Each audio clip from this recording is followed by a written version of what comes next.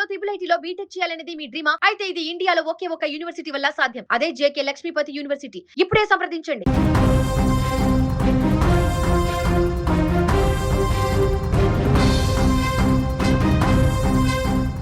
మహారాష్ట్రలో మృత్యు ఘోష వినిపిస్తోంది.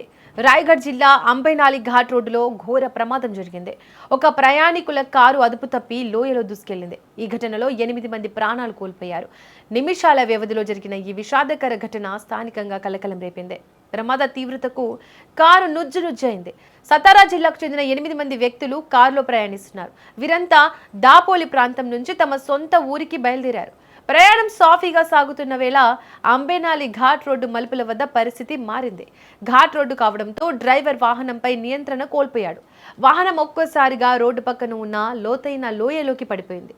దాదాపుగా 1000 అడుగుల లోతులో కారు పడిపోవడంతో ప్రయాణికులకు ఏమాత్రం అవకాశం దక్కలేదు. కారు లోయలో పడగానే ప్రయాణికులంతా అక్కడికక్కడే ప్రాణాలు వదిలారు.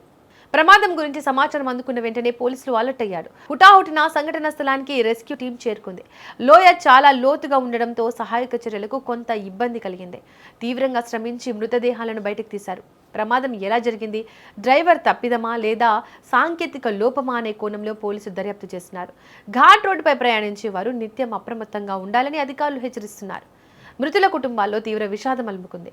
అప్పటి వరకు సంతోషంగా ప్రయాణం చేసిన వారు విగత జీవులుగా మారడం అందరినీ కలిచివేసింది. స్థానిక గ్రామాల్లోని ప్రజలు తీవ్ర దిగ్భ్రాంతికి గురయ్యారు.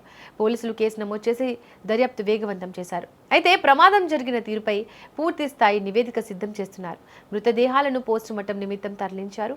ఘాట్ రోడ్డులో డ్రైవింగ్ చేసేటప్పుడు డ్రైవర్లు అత్యంత జాగ్రత్తగా ఉండాలని పోలీసులు సూచిస్తున్నారు. వేగ నియంత్రణ పాటిస్తేనే ఇలాంటి ఘోరాలను అడ్డుకోవచ్చని నిపుణులు చెబుతున్నారు.